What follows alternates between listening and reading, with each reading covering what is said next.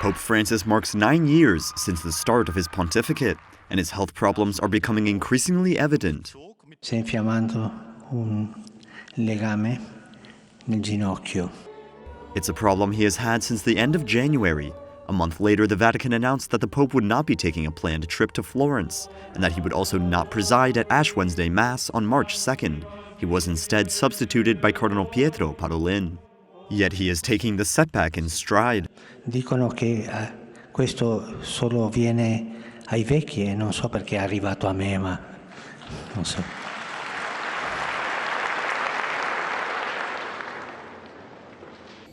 Still, Pope Francis is keeping a quick trip to Malta in early April on his agenda.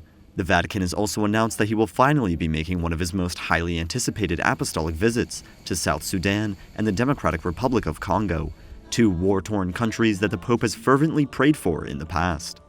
Il Signore risorto abbatta I muri dell'inimicizia che oggi dividono I fratelli, specialmente nel Sud Sudan e nella Repubblica Democratica del Congo.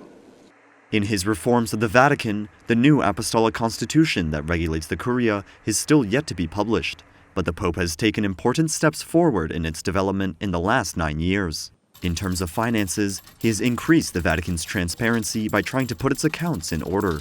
Many organizations that depend on the Holy See were not previously subject to its financial controls. He also shut down several accounts related to the Vatican Bank and sought to overhaul the Vatican city-state's civil justice system so that even cardinals such as Angelo Becciu, formerly the Holy See's third highest-ranking official, could be tried in court. I hope that sooner or later he will realize that there's been a huge mistake.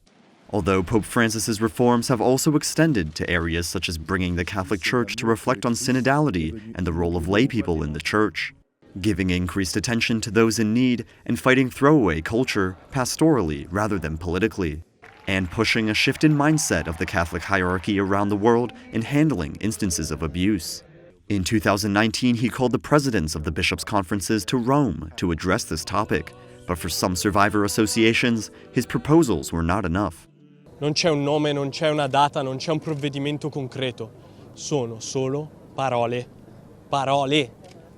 The Pope's advisors say that his reforms are far-reaching and require time to be fully implemented and depend on the people who will carry them out, an idea Cardinal Oscar Maradiaga alluded to in January. Some are talking about this being a final stage of the pontificate. I say no, it's a new stage of the pontificate.